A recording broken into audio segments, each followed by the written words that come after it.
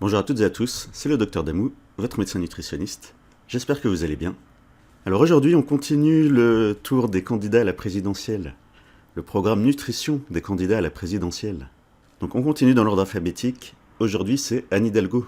Anne Hidalgo, candidate du Parti Socialiste, même si ce n'est pas marqué sur son site. Regardez, on voit pas le logo du Parti Socialiste. D'ailleurs, le Parti Socialiste qui a changé de nom. Regardez, maintenant c'est PS, Parti Social Écologie. Ça a changé. Donc Anne Hidalgo, oui, alors je vais vraiment me concentrer sur la nutrition. Parce que pour ceux qui ont suivi la campagne présidentielle, Anne Hidalgo a dit quand même, elle a sorti quelques perles quand même pendant sa campagne. Mais non, voilà, je vais garder ma blouse de médecin.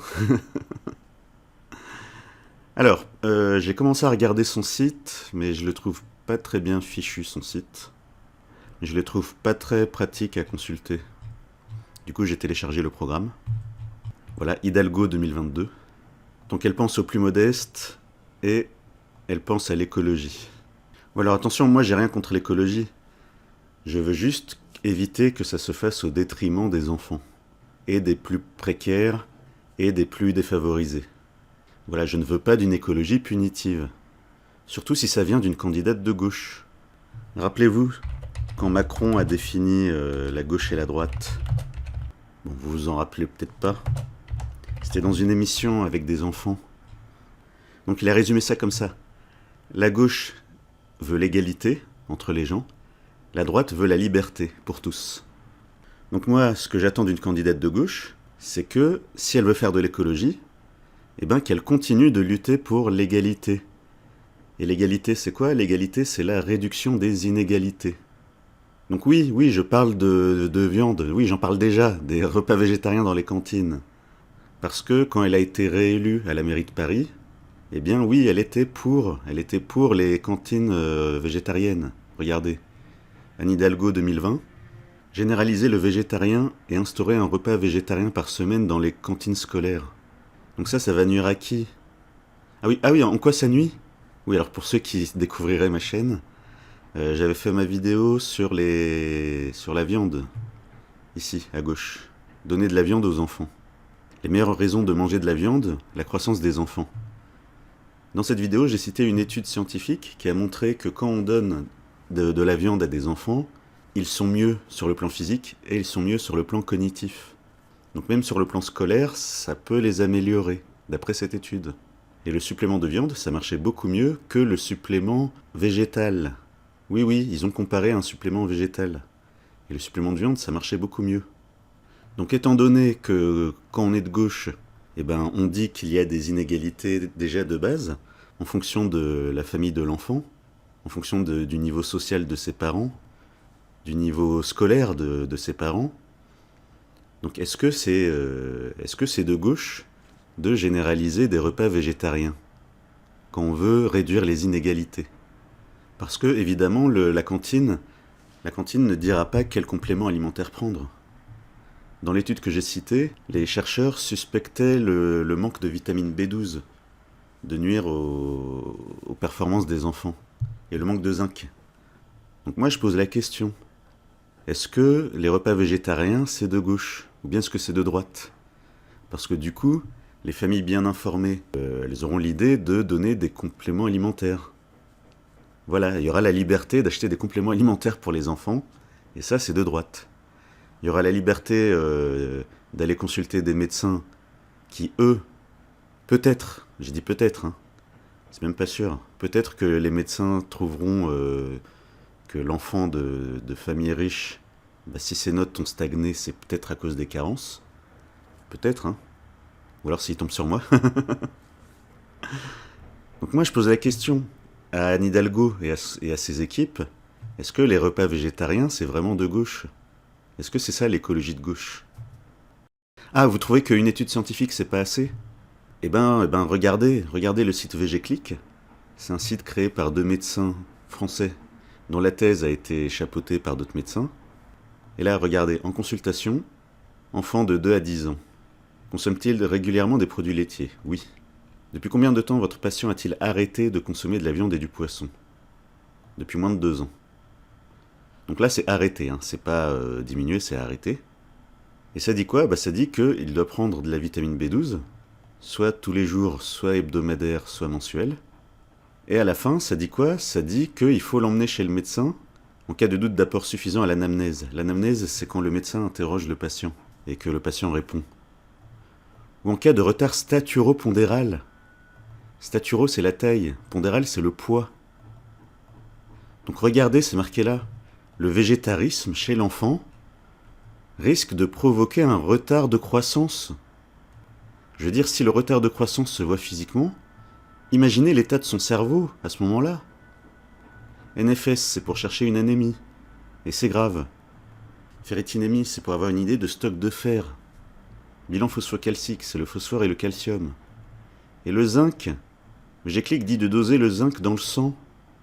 Et alors, eh ben ça colle avec l'étude dont j'ai parlé dans la vidéo « Donner de la viande aux enfants ». C'est que c'est pas le moment de manquer de zinc quand un enfant est en croissance.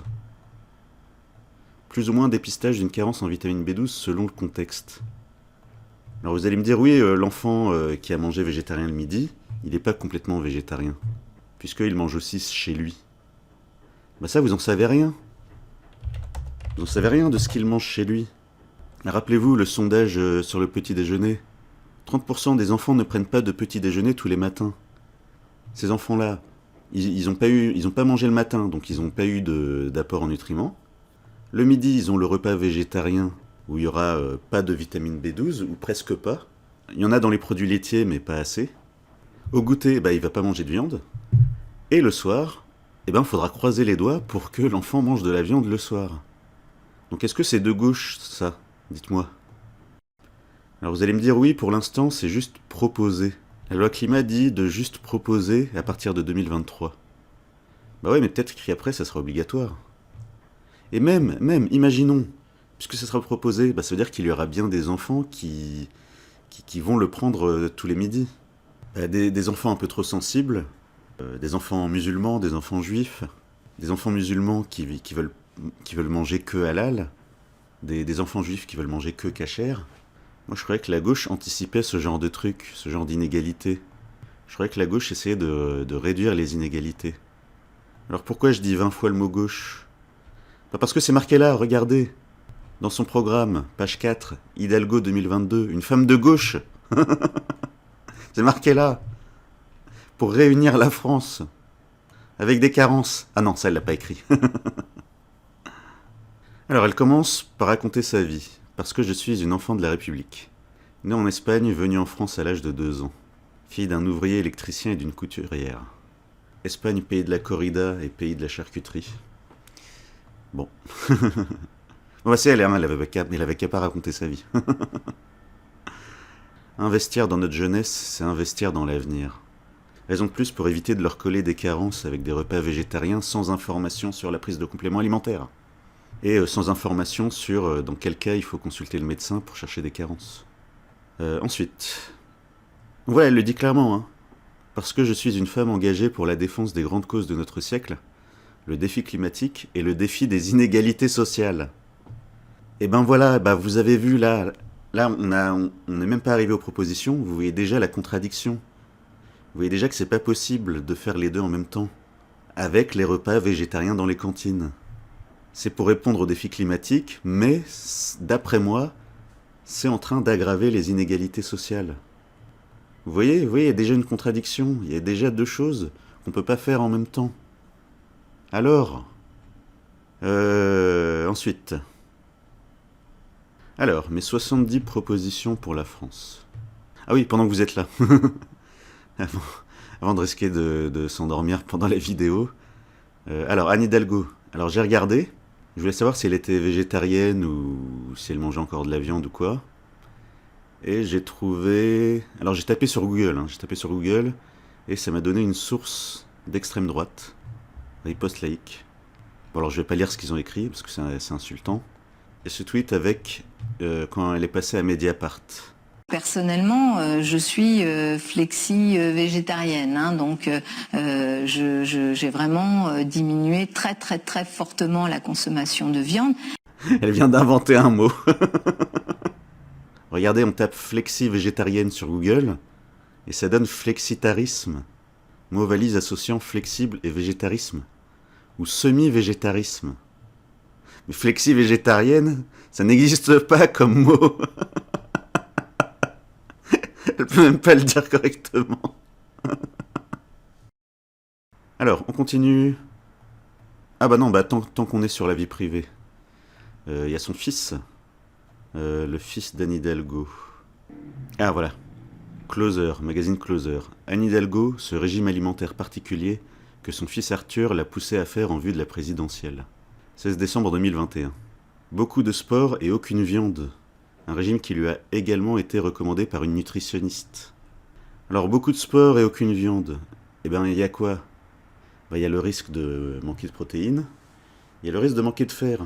C'est-à-dire que là, dans les vidéos, je vous disais du risque de manquer de fer pour les femmes qui ont des règles.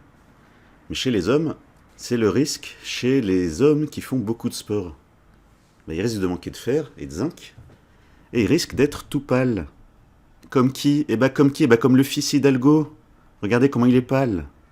Avec un peu de cerne là autour des yeux. Donc attention au manque de fer, attention au manque de zinc. Et s'il passe une prise de sang, son taux de ferritine, il risque d'être en bas de la norme. C'est-à-dire il risque d'être dans la norme, mais en bas.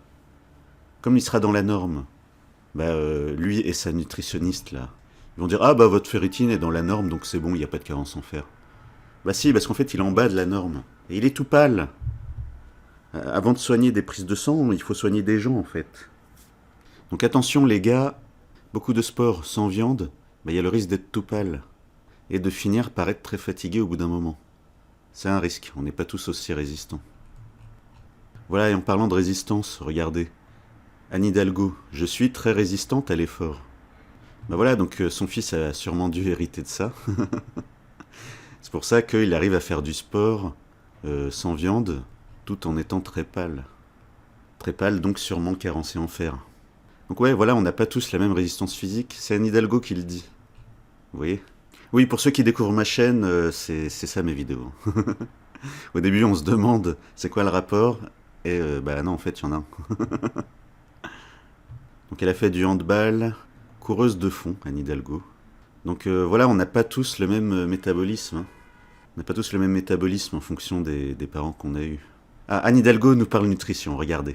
Certains aliments peuvent vous fatiguer. Comment se prépare-t-elle alors qu'elle vit sa première campagne en tant que candidate au présidentiel? Oui, j'ai pas dit la source, Ouest France, 9 février 2022. C'est l'hygiène de vie en priorité. Manger sain.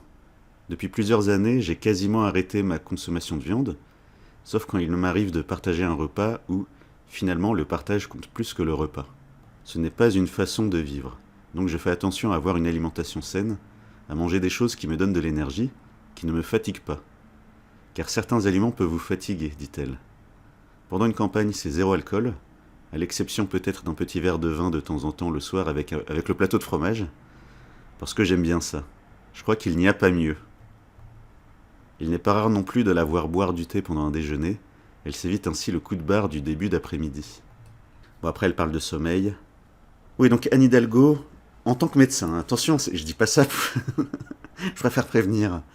Donc attention au risque de manquer de vitamine B12. C'est-à-dire que les végétariens bien informés, eux, ils prennent de la vitamine B12. Les gens qui arrêtent la viande et qui sont bien informés, ils prennent de la vitamine B12. Et ça, il n'y a pas que moi qui le dis. VGClick, les 2 médecins de VGClick. Alors ça dit quoi? Vitamine B12.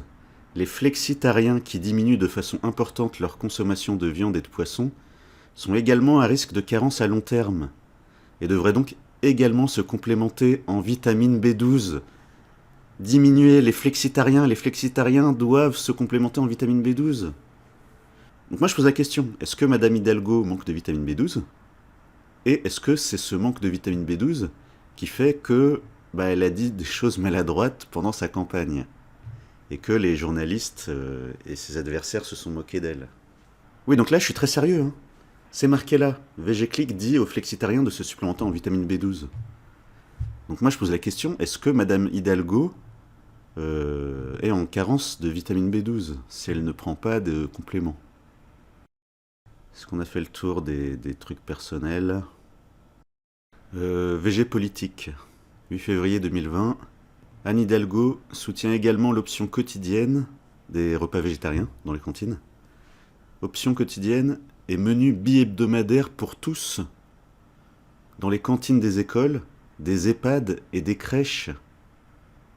2 fois par semaine, repas végétariens pour tous. Chez des enfants en croissance, EHPAD, c'est des personnes âgées dépendantes. Est-ce que c'est eux à qui il faut faire risquer des carences? C'est les plus fragiles. Wow! Ensuite, politique et animaux. L'Observatoire politique et animaux rend compte de l'action des politiques sur la condition des animaux. 12,1 sur 20. Promouvoir des modes de production vertueux. Anne Hidalgo s'engage à lancer des assises du bien-être animal. Pas encore engagée auprès des associations à mettre fin à l'abattage sans étourdissement. Donc halal et cachère. Eh bah oui, quand on est maire de Paris, c'est compliqué de faire plaisir à tout le monde. Donc elle est pour les repas végétariens dans les cantines, je l'ai dit 20 fois. Ah, elle a participé à la journée de la Fédération parisienne de la boucherie. Et ça, les anti-viandes, ils sont pas contents. Ce midi, nous fêtions les 150 ans de savoir-faire de la Fédération de la boucherie et des métiers de la viande de Paris. Produits de qualité issus d'élevage respectueux de la condition animale. Mais les anti-viandes, les militants extrémistes de la protection animale, à partir du moment où on tue l'animal pour le manger, il n'y a pas de respect de la condition animale. Madame Hidalgo, elle veut faire plaisir à tout le monde, mais c'est pas possible. Alors ensuite, la ville de Paris va promouvoir la diminution de la consommation de viande d'ici 2050. Plan climat, air, énergie, une stratégie globale pour le climat à Paris. Promotion du régime flexitarien d'ici 2050, en diminuant la consommation de viande pour limiter l'empreinte carbone des assiettes des Parisiens. Alors l'empreinte carbone, source Environmental Research Letters. Réduire son empreinte carbone. Alors ça part du plus faible impact à l'impact élevé. Alors faible impact, changer ses ampoules, étendre son linge, recycler, laver son linge à l'eau froide, voiture hybride plutôt qu'à l'essence, régime à base de plantes.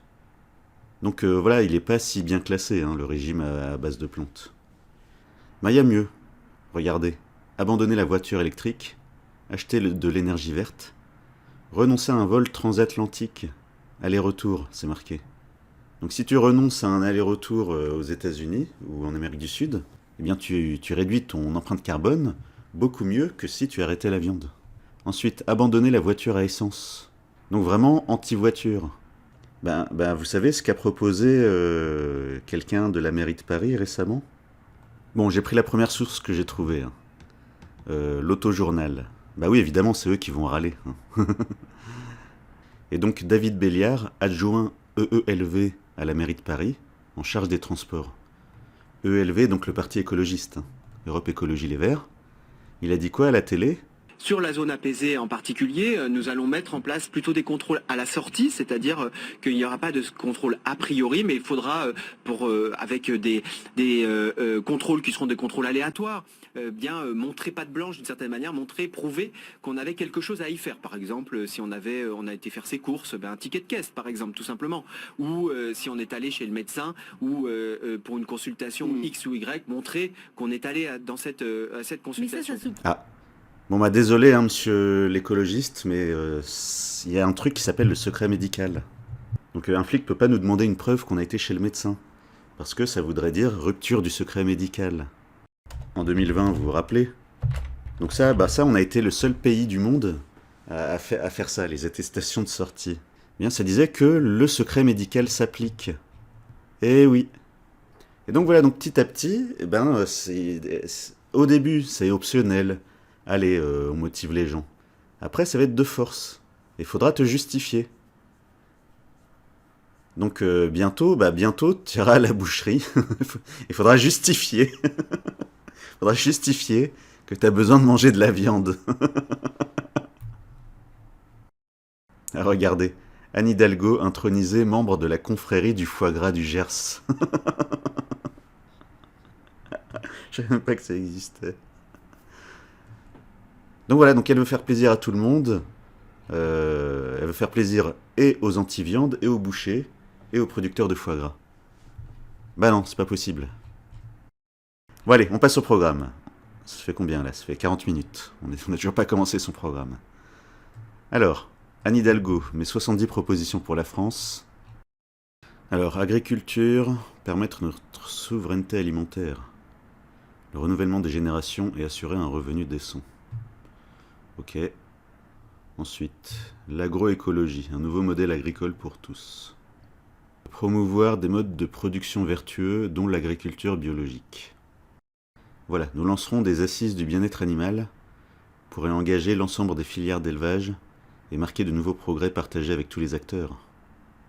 Nous mènerons une politique publique de pêche et d'aquaculture 100% durable en 2030, en encourageant la consommation de produits locaux et issus de la pêche durable, et en renforçant la coopération dans la gestion au niveau local de la ressource halieutique et des côtes, qui concerne la pêche. Donc ça, d'accord, et comme je le dis à chaque fois, bien-être animal, attention, parce que les militants de la cause animale, ils diront que ça sera jamais assez. Ça sera jamais assez parce qu'à la fin, on tue l'animal pour le manger. Bien-être animal, oui, à condition de voir avec les éleveurs. Ça, je suis d'accord. Voilà.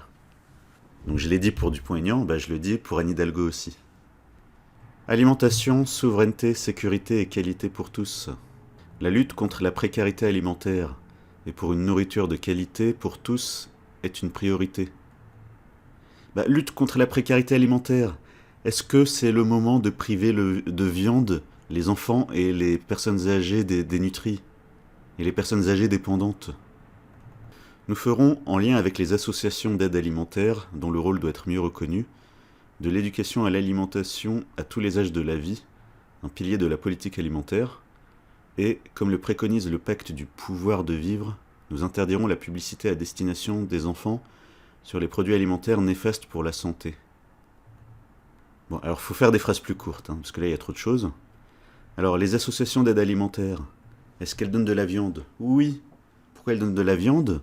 Parce que c'est l'un des meilleurs aliments qui existent. C'est-à-dire que pour les pauvres, oui, il vaut mieux leur donner du jambon bas de gamme, même s'il est plein de sel. Il vaut mieux leur donner ça que de leur donner des lentilles. Donc, Madame Hidalgo, on ne peut pas en même temps faire croire que la viande, ça sert à rien, et en même temps faire de l'éducation sur l'alimentation.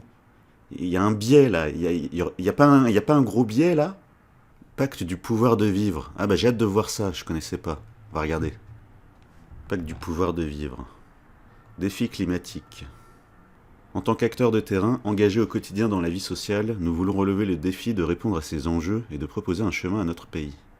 Donc il parle aussi d'agriculture et d'alimentation. Engager une transition écologique juste. Est-ce que c'est juste de priver les enfants de viande? Attendez, peut-être qu'eux, ils le proposent pas. Alors, 90 propositions. Le pouvoir de se nourrir sainement. Nos enfants doivent pouvoir manger sainement.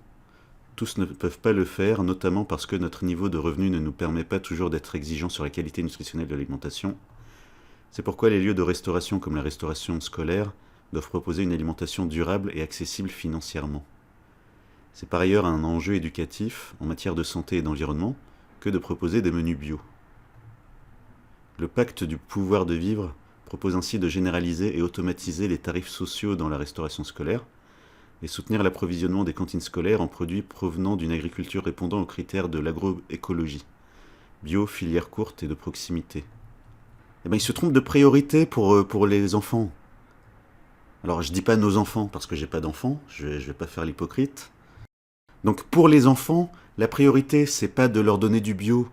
Non, la priorité pour les enfants c'est de leur donner des nutriments utiles, des protéines, de la vitamine B12, du zinc, des lipides aussi pour leurs cellules, pour leurs hormones, pour leur cerveau, du calcium pour le squelette, du fer pour les globules rouges, de la vitamine B12 et du zinc pour le cerveau. Je le répète encore une fois. C'est ça les priorités pour les enfants qui doivent manger sainement. 100 grammes de lentilles cuites apportent 3 fois moins de protéines que 100 grammes de viande cuite. Donc accessible financièrement. Qu'est-ce qui n'est pas accessible financièrement? Rappelez-vous, la viande.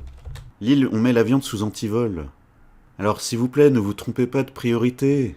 C'est de la médecine ou de la politique? Eh ben, c'est de la politique. Si c'est de la médecine, il dirait pas ça. Il dirait priorité aux protéines, aux lipides, à la vitamine B12, au calcium, au zinc, au fer. Et donc, il serait contre les repas végétariens dans les cantines scolaires. Elle veut interdire la publicité à destination des enfants sur les produits alimentaires néfastes pour la santé.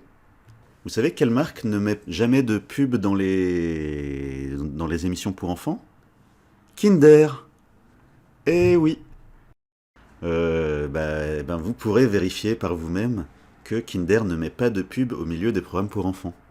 Parce que l'enfant de 2 ans, l'enfant de 3 ans, l'enfant de 4 ans, c'est pas lui qui fait les courses, c'est pas lui qui décide de ce qu'on met dans le caddie.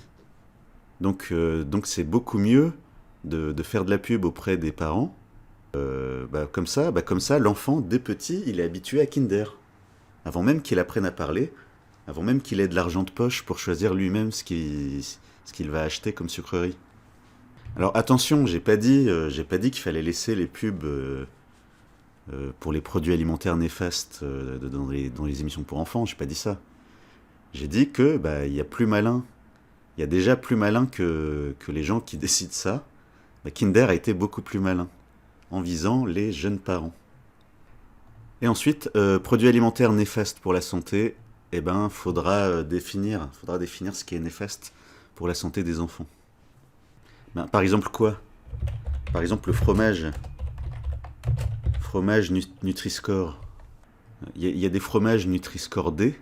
Voilà, je vous ai mis une illustration. Au supermarché, les fromages, enfin le vrai fromage, hein. Le vrai fromage, il est Nutri-Score D. Alors que pour la croissance des enfants, c'est l'un des meilleurs aliments qui existent. Fromage le matin, fromage le midi. C'est l'un des meilleurs aliments qui existent pour la croissance des enfants. Oui, et pour leur santé aussi, en général. Parce que dans le fromage, il y a 0 sucre. Donc si l'objectif est de manger moins sucré, justement, le fromage, c'est très bien. Alors vous allez me dire, le fromage, c'est gras. Les lipides, on en a besoin pour nos cellules, on en a besoin pour nos hormones. Donc c'est pas le moment de manquer de lipides. Parce que grandir, ça veut dire renouveler nos cellules et fabriquer des nouvelles cellules. Donc il faut des lipides. Oui, il en faut. Donc moi je pose la question, est-ce que la pub pour le fromage va être bannie de la télé parce que c'est un Nutri-Score D? Est-ce que le Chocapic Nutri-Score B, est-ce que lui il aura le droit de passer à la télé?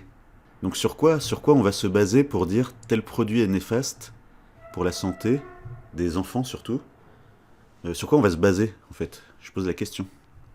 Nous généraliserons la tarification sociale dans la restauration collective, bien, et nous expérimenterons toutes les initiatives de type chèque alimentation durable, permettant à tous d'acheter des produits sains et locaux. Ok. Nous rendrons obligatoires les plans alimentaires territoriaux, afin de permettre aux collectivités territoriales d'agir et de se coordonner pour accroître leur résilience en matière d'alimentation. Alors là, le mot résilience, depuis que je regarde les programmes politiques, à chaque fois qu'ils disent résilience, j'en peux plus de ce mot. Vous savez ce que c'est la résilience? Résilience, valeur caractérisant la résistance au choc d'un métal, capacité à surmonter les chocs traumatiques. Choc traumatique. Pourquoi ils utilisent le mot résilience à tort et à travers? Psychologie.com. Qu'est-ce que la résilience? Une psychologue clinicienne répond. Le concept de résilience renvoie à la capacité qu'ont certains enfants à triompher des différents traumatismes qu'ils ont subis. Deuil précoce. Mon père est mort quand j'avais 8 ans. Ça, c'est de la résilience. Alors qu'ils arrêtent d'utiliser ce mot à tort et à travers. Pour causer des carences aux enfants en plus.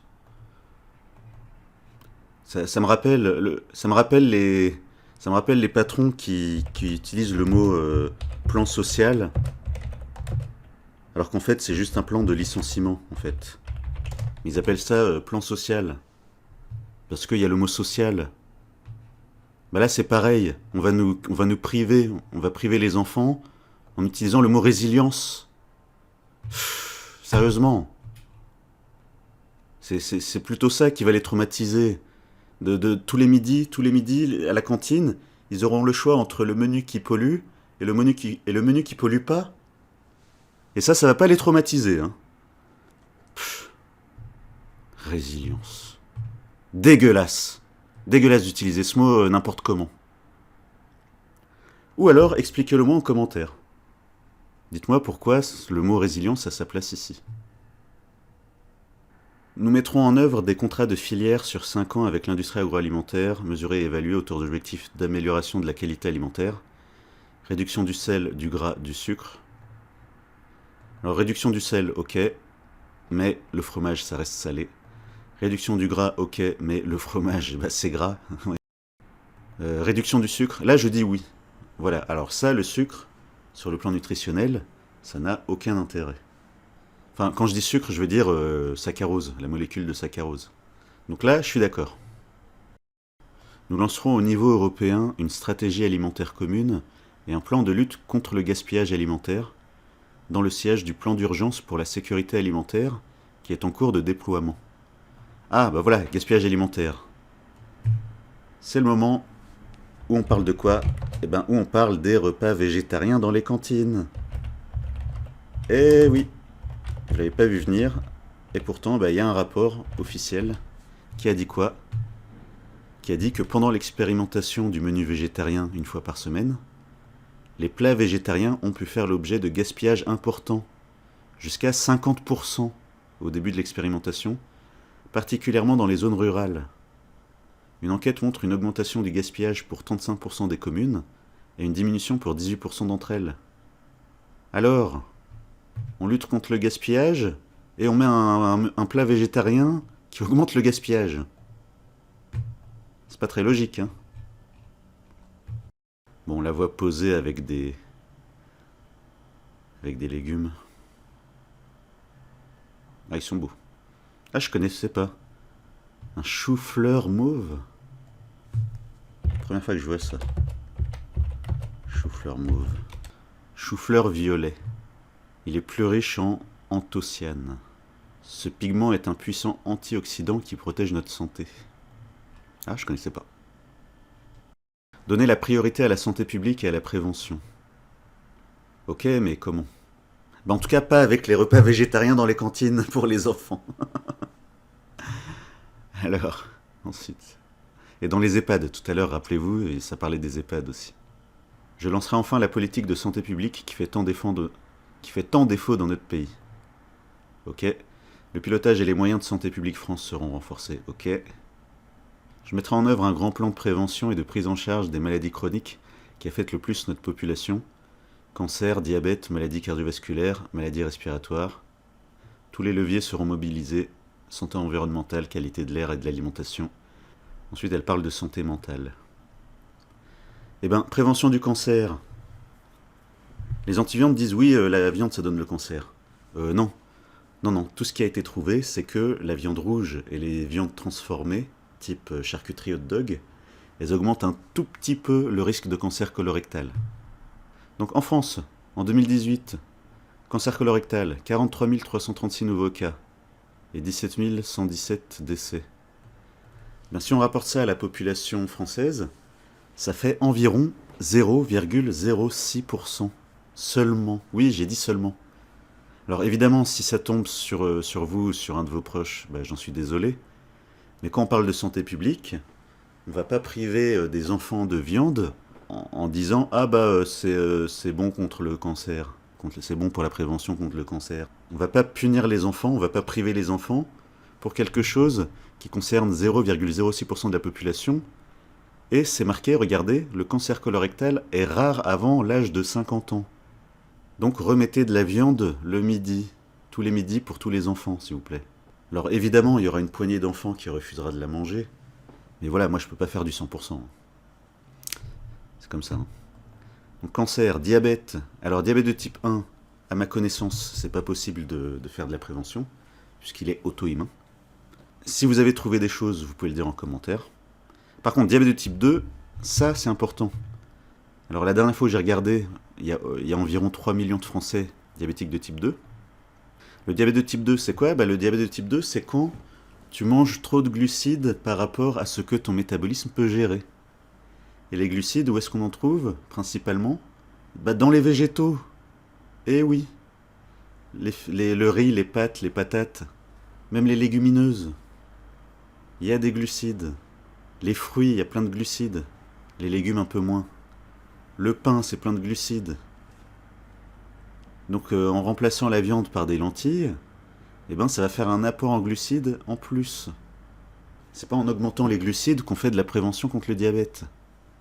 Alors vous allez me dire, oui, il y a des études scientifiques qui ont montré un lien entre viande et diabète de type 2. Bah non, en fait. Bah en fait, ces études-là, elles sont pleines de biais. Elles sont pleines de biais, c'est-à-dire ils comparent des gens qui mangent de la viande comme d'habitude, qui vont manger un steak et des pâtes le soir, donc plein de féculents le soir, et du pain, et peut-être un peu de vin. Et ils vont comparer ça à qui? Bah, ils vont comparer ça à des végétariens qui font attention à ce qu'ils mangent. Ils vont comparer ça à des gens qui ont un certain niveau de vie et qui se sont dit « Ah bah je vais arrêter la viande ». Bah évidemment que eux ils seront en meilleure santé. Mais c'est pas parce qu'ils ont arrêté la viande, non, c'est parce qu'ils font attention à leur hygiène de vie en général. Ça m'étonnerait qu'ils boivent une bouteille de vin avec un plat de lentilles. Ça m'étonnerait. Alors je dis pas que ça n'existe pas, hein. Mais ça doit pas être très fréquent. Donc diabète, ensuite maladie cardiovasculaire. Alors ça sera un peu long à expliquer. Pour ça, vous pouvez voir ma vidéo que j'ai appelée Le gras c'est la vie. Là, j'explique que donc ouais, il faut manger gras pour nos cellules et pour nos hormones.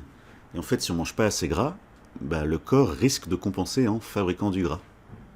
Et il y a aussi la vidéo numéro 3, Nutrition en France, cholestérol, diabète et médicaments. Donc là aussi, je parle de cholestérol. En disant que l'action du médicament anti-cholestérol, eh bien, on peut l'avoir en mangeant plus de gras et en mangeant moins de glucides. Voilà, vous voyez comment c'est cohérent, tout ce que je dis? Tout colle, tout va ensemble. Et enfin, dans ma thèse sur la chrononutrition, surpoids, obésité, vous allez dans le chapitre 4, dans la partie graisse saturée, dedans j'ai cité des études qui ont montré que qu'il n'y a pas vraiment de lien entre alimentation grasse et maladie cardiovasculaire. Donc attention aux messages de prévention qui seront donnés, Madame Hidalgo. Attention. Et attention à ne pas forcer le végétarisme dans les cantines. Ensuite, faire toute leur place aux seniors et prévenir la perte d'autonomie. Raison de plus pour laisser la viande dans les EHPAD. Ça, je l'ai expliqué où? Je l'ai expliqué dans la vidéo sur la dénutrition. Est-ce que ta grand-mère est dénutrie? Senior, cancer, enfant malade, attention au risque de dénutrition. Donc attention, c'est pas le moment de remplacer la viande par des lentilles. Donc elle dit, la transition démographique avec l'écologie et la digitalisation est l'un des grands défis auxquels nous sommes confrontés. Attention, l'écologie. Est-ce que c'est possible de faire de l'écologie et de priver les personnes âgées de viande en faisant le repas végétarien dans les EHPAD? Attention. Alors, elle dit, tout d'abord, je fixerai comme règle que toutes les politiques publiques, habitat, transport, lutte contre l'isolement, activités sportives et culturelles, participation citoyenne, intègrent une dimension bien vieillir et prévention de la perte d'autonomie. J'aurais bien aimé qu'elle ajoute le mot santé ou alimentation ou nutrition. Alors, renforcement des aides humaines, oui. Présence humaine plus importante dans des EHPAD, oui. Parce que elles aident aussi, ces personnes-là, elles aident aussi à nourrir les personnes âgées. C'est-à-dire il y a des personnes âgées dépendantes, elles ont du mal, ne serait-ce qu'à tenir une fourchette ou une cuillère pour se nourrir et à bien viser la bouche. Oui, oui, c'est ça la vraie vie de beaucoup de gens. Plan de formation et de recrutement pour les métiers du grand âge sera déployé. Oui, je suis d'accord. Un guichet unique, bonne idée. Ensuite, nutrition, qu'est-ce qu'on a d'autre? Permettre à chacun de bien se loger à un prix abordable, oui. Parce que y a beaucoup d'étudiants qui font un seul repas par jour. Parce que se loger, ça coûte cher. Donc ça, voilà, indirectement, on va dire que indirectement, c'est un bon point pour la nutrition. Oui, j'essaie d'être sympa. Après avoir dit qu'elle était peut-être carencée en B12. Vous voyez, Madame Hidalgo, j'essaie d'être gentil avec vous. Se donner les moyens de la reconquête économique par l'écologie. Les importations représentent la moitié de l'empreinte carbone de la France. Bah voilà, je préfère qu'on lutte pour réduire l'empreinte carbone comme ça, plutôt qu'en privant les gens de viande. Voilà. Donc voilà, j'ai fini son programme, enfin ce qui concernait la nutrition, de près ou d'un peu moins près. Donc les forces d'Anne Hidalgo. Donc elle veut faire plusieurs choses pour améliorer le pouvoir d'achat des jeunes, des étudiants. Donc ça c'est bien, comme ça ils auront plus d'argent pour mieux se nourrir, au lieu de faire un seul repas par jour, avec des pâtes et du concentré de tomates, ils pourront s'acheter de la viande. Et non, Anne Hidalgo, elle soutient les anti-viandes qui veulent des repas végétariens dans les cantines. Et elle-même, elle dit qu'elle mange moins de viande. Et je vais repasser l'extrait. Personnellement, je suis flexi-végétarienne. Hein, Voilà, elle est flexi-végétarienne, un mot qui n'existe pas. Soit on est flexitarien, soit on est semi-végétarien.